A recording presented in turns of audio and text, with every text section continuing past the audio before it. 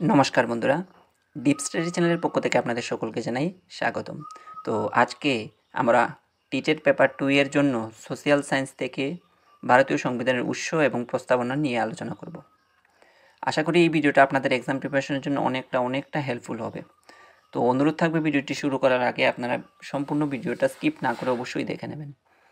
শুরু করছি আজকের ভিডিও। প্রথম যে পয়েন্টগুলো রয়েছে সেগুলোর দিকে নজর দেব প্রথমে। তো ভারতীয় সংবিধানের বিষয়সমূহ যে দেশ থেকে নেওয়া হয়েছে তার কিছু আমি তালিকা এখানে তৈরি করে দিয়েছি, অবশ্যই আপনারা সেগুলো ভালোভাবে দেখে নেবেন। তো দেখুন, এখানে প্রথমে রয়েছে ব্রিটেন থেকে কি বিষয় নেওয়া হয়েছে আমাদের ভারতীয় সংবিধানে। তার মধ্যে রয়েছে সংসদীয় শাসন ব্যবস্থা, তারপর রয়েছে আইনের শাসন, আইন প্রণয়ন পদ্ধতি, একক নাগরিকত্বের ধারণা, পাবলিক অ্যাকাউন্টস কমিটি। এই 5টা বিষয় নেওয়া হয়েছে ব্রিটেনের সংবিধান থেকে, অর্থাৎ ব্রিটেন দেশ থেকে এই বিষয়গুলো আমাদের ভারতীয় সংবিধানে অন্তর্ভুক্ত করা হয়েছে। ঠিক আছে, তারপর আমরা দেখব দক্ষিণ আফ্রিকা থেকে কোন বিষয়গুলো নেওয়া হয়েছে। তো দক্ষিণ আফ্রিকা থেকে যে বিষয়টা নেওয়া হয়েছে সেটা হলো সংবিধান সংশোধনের পদ্ধতি, অর্থাৎ কোনো কারণে বা কোনো কারণবশত যদি আমাদের দেশে সংবিধানটাকে সংশোধন করতে হয়, তো সেই যে ধারণাটা বা সেই যে পন্থাটা সেটা কিন্তু নেওয়া হয়েছে সংবিধান সংশোধনের পদ্ধতি যেটা, সেটা কিন্তু নেওয়া হয়েছে দক্ষিণ আফ্রিকা থেকে। ঠিক আছে, তারপর দেখব জরুরি অবস্থা সেটা কিন্তু নেওয়া হয়েছে জার্মানি থেকে। তো এই জায়গাতে আমি সামান্য একটা ট্রিক্স বলে দেই। দেখুন, জার্মানিতে বর্গের জ রয়েছে, আবার জরুরিতেও বর্গের জ রয়েছে। তো সেই হিসাবে আপনারা মনে রাখতে পারবেন জার্মানিতে জরুরি অবস্থা। ঠিক আছে, জ দিয়ে যেটা হবে, বর্গের জ দিয়ে যেটা হবে সেটা কিন্তু জার্মানির সঙ্গে কানেক্টেড। তো সেই হিসেবে সেটা মনে রাখতে পারেন, জার্মানির জ এবং জরুরি অবস্থার জ। তো সেই হিসেবে জার্মানির জরুরি অবস্থা। তো জরুরি অবস্থা কেন? কারণ দেখুন, অনেক সময় আপাতকালীন যে পরিস্থিতিগুলো তৈরি হয় বিভিন্ন দেশের ক্ষেত্রে, তো সেরকম ভারতের ক্ষেত্রেও তৈরি হতে পারে। এবং আমি যতটুকু জানি এখনো পর্যন্ত 3বার আমাদের দেশে জরুরি অবস্থা ডাকা হয়েছিল। তো সেই যে বিষয়টা সেটা কিন্তু নেওয়া হয়েছে কিন্তু জার্মানি থেকে, অবশ্যই মনে রাখবেন সেটা। জরুরি অবস্থা নেওয়া হয়েছে কোথা থেকে? জার্মানি থেকে। তারপর কানাডা থেকে যে বিষয়গুলো নেওয়া হয়েছে সেটা হলো যুক্তরাষ্ট্রীয় ব্যবস্থা। তারপর নেওয়া হয়েছে কেন্দ্র ও রাজ্যের হাতে ক্ষমতার বিভাজন। কেন্দ্র এবং একটা রাজ্যের মধ্যে কতটুকু ক্ষমতার বিভাজন হবে বা কতটুকু ক্ষমতা অর্পণ করা হবে সেই সংক্রান্ত বিষয় কিন্তু নেওয়া হয়েছে কানাডা থেকে। তারপর অবশিষ্ট যেগুলো ক্ষমতা কেন্দ্র রাজ্যের মধ্যে বন্টন করে দেওয়ার ফলস্বরূপ যে সকল বিষয় থাকবে সেগুলো কিন্তু আবার কার হাতে দেওয়া হবে? বাকিটা থাকবে কেন্দ্রের হাতে অর্পণ করে দেওয়া হবে। ঠিক আছে, তো সেই সংক্রান্ত বিষয় সবগুলোই নেওয়া হচ্ছে কানাডা থেকে। তারপর সুইডেনের মধ্যে রয়েছে কি? সুইডেন থেকে কোন বিষয়টা নেওয়া হয়েছে? সুইডেনের লোকপাল সংক্রান্ত বিষয় সেগুলা কিন্তু নেওয়া হয়েছে কোথা থেকে? কানাডা থেকে। সুইডেনে নেওয়া হয়েছে লোকপাল, আর সোভিয়েত রাশিয়া থেকে নেওয়া হয়েছে মৌলিক দায়িত্ব। তো সুইডেন থেকে কোনটা নেওয়া হয়েছে? লোকপাল। আচ্ছা, এবার সোভিয়েত রাশিয়া থেকে একটা দেশের নাগরিকদের কি মৌলিক দায়িত্ব বা কর্তব্য রয়েছে সেই সংক্রান্ত বিষয় কিন্তু নেওয়া হয়েছে সোভিয়েত রাশিয়া থেকে কি নেওয়া হয়েছে? মৌলিক দায়িত্ব। একটা দেশের নাগরিক হলাম আমি, এবং সেই মোতাবেক আমার দেশের প্রতি আমার কি করণীয় সেই সংক্রান্ত যে বিষয় বা দায়িত্বগুলো রয়েছে সেগুলো কিন্তু নেওয়া হয়েছে সোভিয়েত রাশিয়া থেকে। ক্লিয়ার? এবার আমরা দেখব অস্ট্রেলিয়া থেকে কি নেওয়া হয়েছে। তো দেখুন, অস্ট্রেলিয়া থেকে যুগ্ম তালিকা সংক্রান্ত বিষয়াদি নেওয়া হয়েছে কোথা থেকে? অস্ট্রেলিয়া থেকে।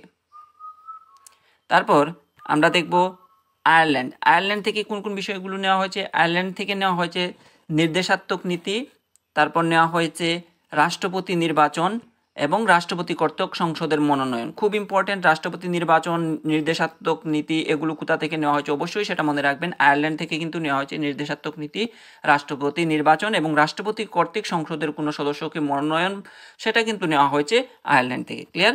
এবার আমি দেখে নিই মার্কিন যুক্তরাষ্ট্র থেকে কি বিষয়াদি আমাদের সংবিধানে গৃহীত হয়েছে। ঠিক আছে, তো চলুন দেখে নেই এক নজরে।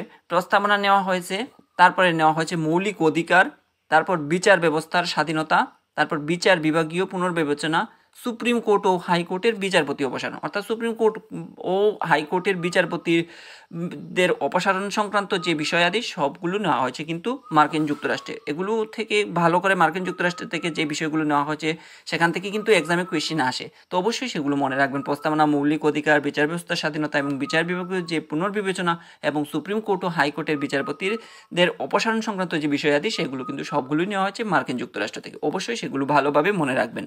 তারপর আমরা দেখব ভারত শাসন আইন, অর্থাৎ ভারতে শাসন আইনের কবলে বা ভারত শাসন আইনের থেকে কোন কোন জিনিসগুলো না হয়েছে যেগুলো ভারতেরই, তো সেগুলোর মধ্যে রয়েছে রাজ্যপাল, যুক্তরাষ্ট্রীয় বিচার ব্যবস্থার ক্ষমতা এবং যুক্তরাষ্ট্রীয় যে স্ট্রাকচারটা বা কাঠামোটা সেটা কিন্তু নেওয়া হয়েছে ভারত শাসন আইন 1935। আমরা সবাই জানি 1935 ভারত শাসন আইন, সেটা কিন্তু ওই আইনের মোতাবেকই ভারত থেকেই এগুলো নেওয়া হয়েছে, ভারতের অন্তর্ভুক্ত।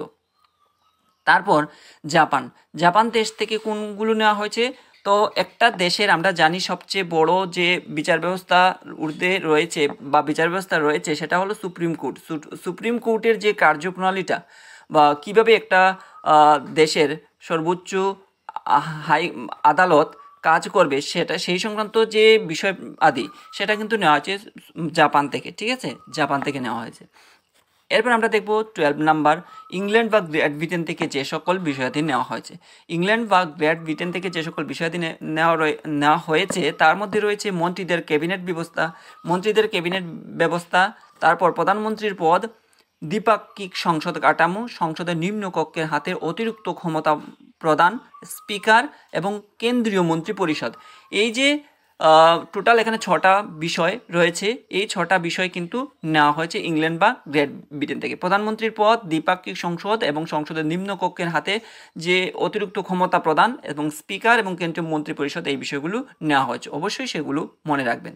তো এই জায়গাতে আমি আপনাদেরকে বলে দিই এগুলো কিভাবে মনে রাখবো, এগুলো এত জটিল, বা আমরা যদি বারবার এগুলো রিভিশন করি তারপরেও এগুলো মেমোরাইজ করা সম্ভব হয় না বা আমাদের রিকল করা অনেকটা টাফ হয়ে দাঁড়ায়। তো সেই উদ্দেশ্যকে মাথায় রেখে আমি কিছু ট্রিক্স এখান থেকে আমি আপনাদের সঙ্গে শেয়ার করতে যাচ্ছি। অবশ্যই ট্রিক্সটা যদি আপনাদের ভালো লেগে থাকে তো অবশ্যই এগুলো অধিগ্রহণ করতে পারেন আপনারা। তো দেখুন, আমি ট্রিক্সটা যেগুলো বানিয়েছি সেগুলো কিন্তু অর্থগত হবেও না, মানে আমি আমার মন থেকে বানিয়েছি, আপনারা চাইলে সেগুলো শিখতে পারেন, ঠিক আছে, আপনাদের সুবিধার্থে। কারণ দেখুন, আমরা এমন একটা সমাজে বাস করছি বা আমরা যে বেকারত্বের যে জ্বালাটা সেটা কিন্তু আমরা সবাই বুঝতে পারি। তো সেই উদ্দেশ্যকে মাথায় রেখেই কিন্তু আমি মানে মোটামুটি আমাদের কি করতে হবে, আমাদের জাস্ট শুধু এক্সামটা ক্র্যাক করতে হবে, সেই উদ্দেশ্যকে মাথায় রেখেই আমি কিছু ট্রিক্স আপনাদের সামনে শেয়ার করতে যাচ্ছি, ঠিক আছে। তো চলুন শুরু করছি। তো দেখুন, এখানে সংকর বলতে মানে সংসদীয় শাসন ব্যবস্থাকে বোঝানো হয়েছে। আমি একবার পড়ে নিই, তারপরে আমি বুঝিয়ে দিচ্ছি। সংসদীয় শাসন ব্যবস্থার ধারণা প্রতিষ্ঠা করতে পাবলিক অ্যাকাউন্টস কমিটি গঠন করে, ব্রিটেনে গিয়ে আইন প্রণয়ন পদ্ধতি তৈরি করে আইনের শাসন জারি করে। ক্লিয়ার? তারপর অপরদিকে জার্মানিতে জরুরি অবস্থা চলাকালীন সময়ে দক্ষিণ আফ্রিকার মতো দেশের সংবিধান সংশোধনের পদ্ধতি অবলম্বন করে সোভিয়েত রাশিয়াকে মৌলিক দায়িত্ব পালনের পথ দেখায়। কিন্তু জাপান সুপ্রিম কোর্টের কার্যপ্রণালীর ভয়ে অস্ট্রেলিয়াকে যুগ্ম তালিকা থেকে বাদ দিয়ে দেয়। তো এই হলো আমাদের প্রথম পয়েন্ট। অর্থাৎ দেখুন, এখানে আমি লিখে দিয়েছি ব্রিটেন থেকে কোন কোন বিষয়াদি নেওয়া হয়েছে। সংকর বলতে অর্থাৎ আমি এখানে সংসদীয় শাসন ব্যবস্থাকে বুঝিয়েছি, সংকর বলতে সংসদীয় শাসন ব্যবস্থাকে বুঝিয়েছি। তারপর পাবলিক অ্যাকাউন্টস কমিটি যেটা, সেটাও কিন্তু ব্রিটেন থেকে নেওয়া হয়েছে। আইন প্রণয়ন পদ্ধতি, আইনের শাসন, এগুলো কিন্তু নেওয়া হয়েছে কোথা থেকে? ব্রিটেন থেকে। তো মনে রাখবেন, সংকর মানে সংসদীয় শাসন ব্যবস্থা, পাবলিক অ্যাকাউন্টস কমিটি, আইন প্রণয়ন পদ্ধতি, আইনের শাসন, এটা সবগুলোই নেওয়া হয়েছে এই ব্রিটেন থেকেই নেওয়া হয়েছে। ক্লিয়ার? তারপর দেখুন, অপরদিকে জার্মানিতে জরুরি অবস্থা। তো আমরা পড়েছিলাম যে জার্মানির, আমি একটা ছোট্ট ট্রিক্সও আপনাদের সঙ্গে শেয়ার করেছি। আপনারা যারা ছোট্ট ট্রিক্স মনে রাখতে পারেন তো ভালোই, আর না হলে আপনারা এভাবে মনে রাখতে পারেন। জার্মানিতে কি জরুরি অবস্থা? তো জার্মানির জরুরি অবস্থা চলাকালীন সময়ে, তো জার্মানির একটাই ছিল জরুরি অবস্থা চলাকালীন সময়ে। দক্ষিণ আফ্রিকায় কি ছিল? একটাই ছিল। দক্ষিণ আফ্রিকা থেকে কি নেওয়া হয়েছিল? সংবিধান সংশোধনের পদ্ধতি। দক্ষিণ আফ্রিকায় সংবিধান সংশোধনের পদ্ধতি অবলম্বন করে সোভিয়েত রাশিয়াকে কি মৌলিক দায়িত্ব পালনের পথ দেখায়। কিন্তু জাপান সুপ্রিম কোর্টের কার্যপ্রণালীর ভয়ে অস্ট্রেলিয়াকে যুগ্ম তালিকা থেকে বাদ দিয়ে দেয়। কিন্তু কি করে? জাপান সুপ্রিম কোর্টের কার্যপ্রণালী। তো জাপান থেকে নেওয়া হয়েছে কি সুপ্রিম কোর্টের কার্যপ্রণালী, একটাই বিষয় নেওয়া হয়েছে। আর অস্ট্রেলিয়া থেকে কি নেওয়া হয়েছে, অস্ট্রেলিয়া থেকে নেওয়া হয়েছে যুগ্ম তালিকা। তো এইভাবে এই পয়েন্টগুলো মনে রাখতে পারেন। তারপর 2 নম্বর পয়েন্ট যেখানে রয়েছে, কানাডার সরকার যুক্তরাষ্ট্রীয় ব্যবস্থায় কেন্দ্র ও রাজ্যের হাতে ক্ষমতার এবং অবশিষ্ট ক্ষমতা কেন্দ্রের হাতে অর্পণ করার জন্য ভারতের রাজ্যপাল, যিনি যুক্তরাষ্ট্রীয় বিচার ব্যবস্থা এবং যুক্তরাষ্ট্রীয় কাঠামোর অধীনে রয়েছেন, ওনাকে আমন্ত্রণ জানায়। কিন্তু ইংল্যান্ডের প্রধানমন্ত্রী মন্ত্রীদের ক্যাবিনেট ব্যবস্থায় দ্বিপাক্ষিক সংসদ কাঠামোর মাধ্যমে সংসদের নিম্নকক্ষের হাতে অতিরিক্ত ক্ষমতা প্রদান করতে কেন্দ্রীয় মন্ত্রিপরিষদের স্পিকারের আবেদন জানায়। ক্লিয়ার? তো দেখুন, কানাডার সরকার থেকে আমরা কি নিয়েছিলাম? কানাডার সরকার থেকে আমরা নিয়েছিলাম যুক্তরাষ্ট্রীয় ব্যবস্থা, কেন্দ্র ও রাজ্যের হাতে কিভাবে ক্ষমতার বন্টন করা যায় সেটা, এবং অবশিষ্ট ক্ষমতা কেন্দ্রের হাতে অর্পণ, সেই সংক্রান্ত বিষয়াদি আমরা কোথা থেকে নিয়েছিলাম? কানাডা থেকে। ক্লিয়ার? এই 3টা বিষয় আমরা নিয়েছি কানাডা থেকে। আর ভারতের মধ্যে যেগুলো ছিল ভারত শাসন আইনের মধ্যে, তো ভারতের বলতে আমি এখানে ভারত শাসন আইনকে বুঝিয়েছি 1935। তার মধ্যে রয়েছে রাজ্যপাল, যিনি রাজ্যপাল, আর রয়েছে যুক্তরাষ্ট্রীয় বিচার ব্যবস্থা এবং যুক্তরাষ্ট্রীয় কাঠামো। রাজ্যপাল, যুক্তরাষ্ট্রীয় বিচার ব্যবস্থা এবং যুক্তরাষ্ট্রীয় কাঠামো সংক্রান্ত বিষয়াদি রয়েছে ভারত শাসন আইনে। ঠিক আছে? তারপর ইংল্যান্ডের মধ্যে কি রয়েছে? ইংল্যান্ড থেকে নেওয়া হয়েছে যে সকল বিষয়াদি, সেটা হলো প্রধানমন্ত্রী বলতে আমি এখানে বুঝিয়েছি প্রধানমন্ত্রীর পদ। তারপর রয়েছে মন্ত্রীদের ক্যাবিনেট ব্যবস্থা এবং দ্বিপাক্ষিক সংসদ কাঠামোর মাধ্যমে সংসদের নিম্নকক্ষের হাতের অতিরিক্ত ক্ষমতা প্রদান। তারপর কেন্দ্রীয় মন্ত্রী পরিষদ, আর রয়েছে স্পিকার। এই বিষয়াদি নেওয়া হয়েছে কিন্তু ইংল্যান্ড থেকে। ক্লিয়ার? এবার আমরা মুভ করব 3 নম্বর পয়েন্টের দিকে। কি রয়েছে 3 নম্বর ট্রিক্স দেখে নিই। তো দেখুন, মার্কিন যুক্তরাষ্ট্রের সুপ্রিম কোর্ট ও হাইকোর্টের বিচারপতি অপসারণ হওয়াতে মার্কিন যুক্তরাষ্ট্রের প্রস্তাবনা, মৌলিক অধিকার, বিচার ব্যবস্থা ও বিচার ব্যবস্থার পুনর্বিবেচনা ইত্যাদি ধ্বংসের মুখে দাঁড়ায়। তো দেখুন, এখানে দেখুন মার্কিন যুক্তরাষ্ট্র থেকে যে সকল বিষয়াদি নেওয়া হয়েছে তার মধ্যে রয়েছে সুপ্রিম কোর্ট ও হাইকোর্টের বিচারপতি অপসারণ। আমি পূর্বেই বলেছিলাম সুপ্রিম কোর্ট ও হাইকোর্টের বিচারপতি যে অপসারণ, যে পদ্ধতিটা বা যে সিস্টেমটা, সেটা কিন্তু নেওয়া হয়েছে মার্কিন যুক্তরাষ্ট্র থেকে হওয়াতে। আর কি নেওয়া হয়েছে? এটা নেওয়া হয়েছে, তার পাশাপাশি নেওয়া হয়েছে প্রস্তাবনা। আমি এখানে 2বার লিখেছি মার্কিন যুক্তরাষ্ট্র 2বার লিখেছি, কারণ এই ছন্দটা মেলানোর জন্য। ঠিক আছে? একটু বুঝে নেবেন আপনারা। মার্কিন যুক্তরাষ্ট্রের প্রস্তাবনা, মৌলিক অধিকার আর বিচার ব্যবস্থা ও বিচার ব্যবস্থার পুনর্বিবেচনা, এই সকল বিষয়াদি নেওয়া হয়েছে মার্কিন যুক্তরাষ্ট্র থেকে। ঠিক আছে? তারপর আমরা দেখব এবার আয়ারল্যান্ড থেকে কি নেওয়া হয়েছে। আয়ারল্যান্ড থেকে নেওয়া হয়েছে নির্দেশমূলক নীতি, রাষ্ট্রপতি নির্বাচন ও রাষ্ট্রপতি কর্তৃক সংসদের মনোনয়ন। এগুলো কিন্তু নেওয়া হয়েছে আয়ারল্যান্ড থেকে। তো এই ছিল এই সংসদের বিভিন্ন বিষয়, যেগুলো সংবিধানের যে সকল বিষয় মনে রাখার ট্রিক্স। আপনারা চাইলে সেগুলো শিখতে পারেন, না চাইলে আপনারা যেভাবে পারেন সেভাবে শিখে নিতে পারেন। ঠিক আছে? এবার আমরা দেখব প্রস্তাবনা থেকে কি বিষয় গুরুত্বপূর্ণ রয়েছে বা কি বিষয় এক্সামে আসতে পারে, আমি সেই সংক্রান্তই কিন্তু এখান থেকে তথ্যগুলো আপনাদের সঙ্গে শেয়ার করছি। ঠিক আছে?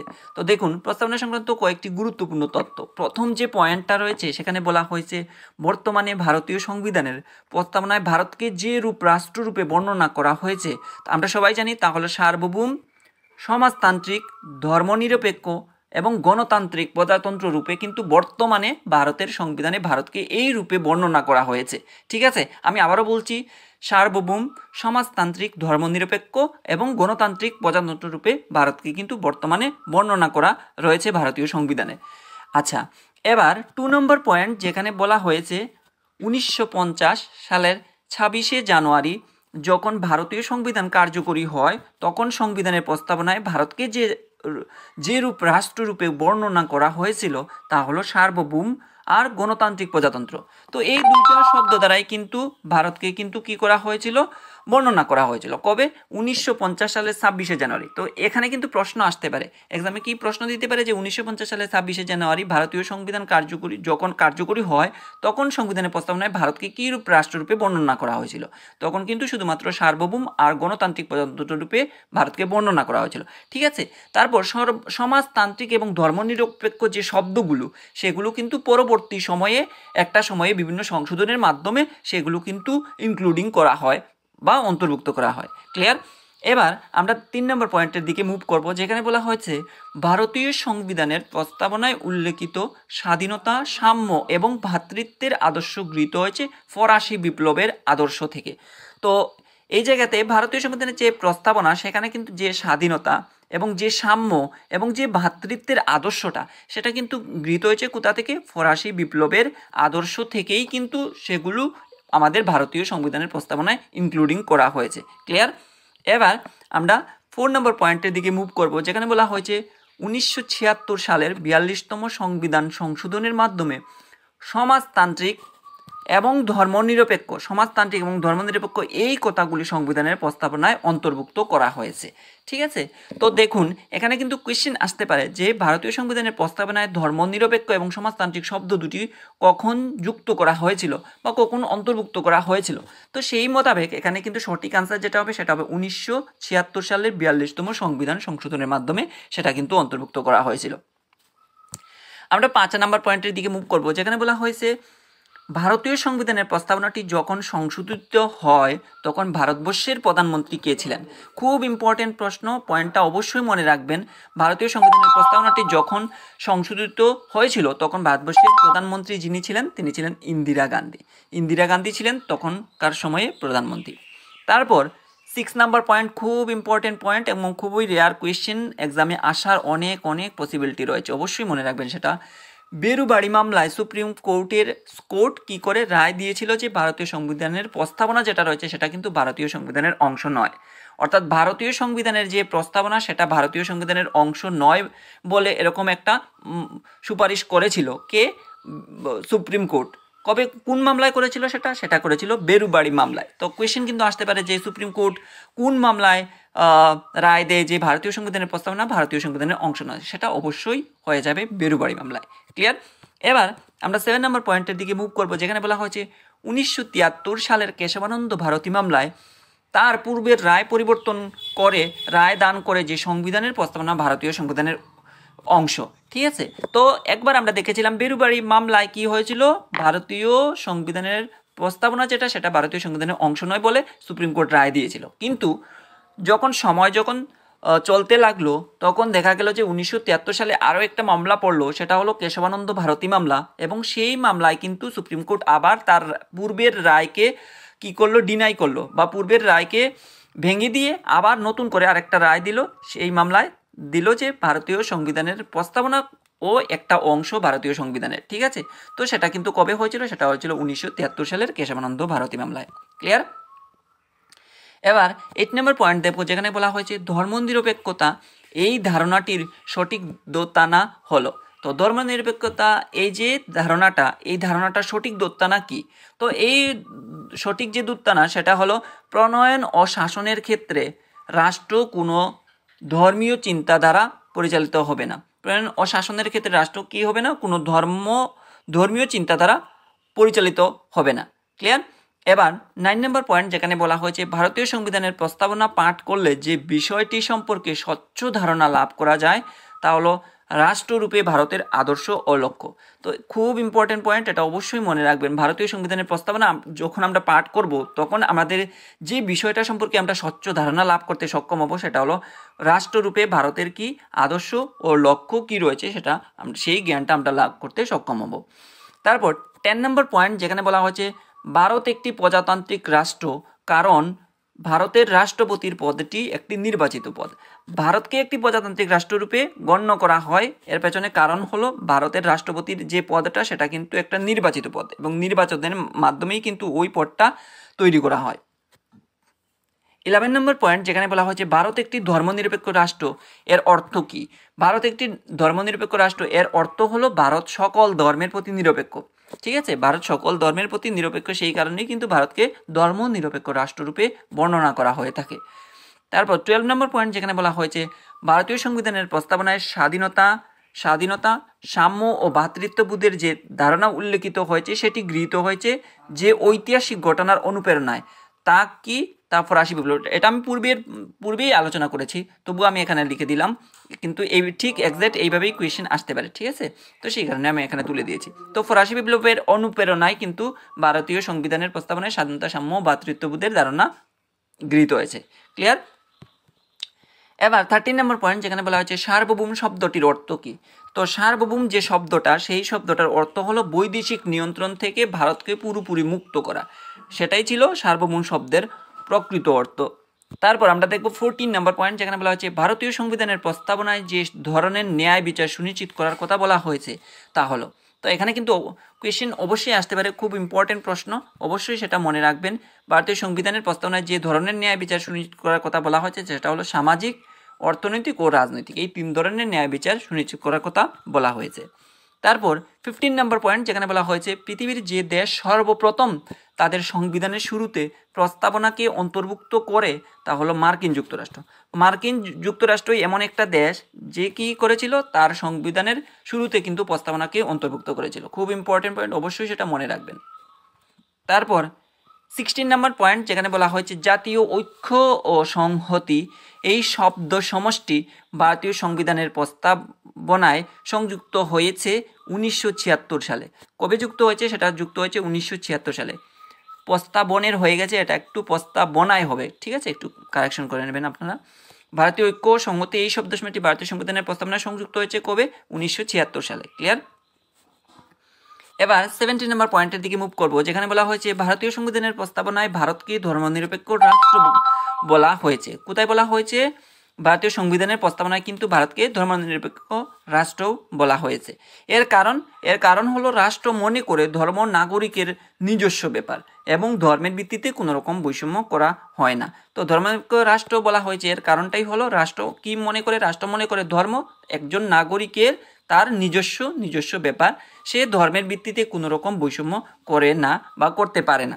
ঠিক আছে, এবার আমরা দেখব 18 নম্বর পয়েন্ট, আজকের ভিডিওর লাস্ট পয়েন্ট, যেখানে বলা হচ্ছে গণতান্ত্রিক রাষ্ট্রের প্রধান বৈশিষ্ট্য সেটা কি? সেটা হলো জাতি, ধর্ম, বর্ণ, লিঙ্গ নির্বিশেষে রাষ্ট্রের সকল সাবালক নাগরিক দ্বারা প্রত্যক্ষ বা পরোক্ষভাবে নির্বাচিত সরকার রাষ্ট্রের শাসন পরিচালিত করবে। কি করবে? জাতি, ধর্ম, বর্ণ, লিঙ্গ নির্বিশেষে রাষ্ট্রের সকল সাবালক নাগরিক দ্বারা প্রত্যক্ষ বা পরোক্ষভাবে নির্বাচিত সরকার কি করবে? রাষ্ট্রের শাসন ব্যবস্থা পরিচালিত করবে। তো এই ছিল ভারতীয় সংবিধানের বিভিন্ন উৎস ও প্রস্তাবনা থেকে বিভিন্ন ধরনের কনসেপ্ট, এবং প্লাস আমি কোয়েশ্চেনও বলতে পারি, কোয়েশ্চেন প্লাস আনসার। তো আশা করি ভিডিওটা আপনাদের এক্সাম প্রিপারেশনের জন্য অনেকটা হেল্পফুল হবে। আর যদি ভিডিওটা ভালো লাগে থাকে অবশ্যই একটা লাইক, কমেন্ট এবং শেয়ার এবং সাবস্ক্রাইব করে দিয়ে ডিপ স্টাডি চ্যানেলের পাশে থাকবেন। ধন্যবাদ সবাইকে। আপনারা সবাই ভালো থাকুন, সুস্থ থাকুন।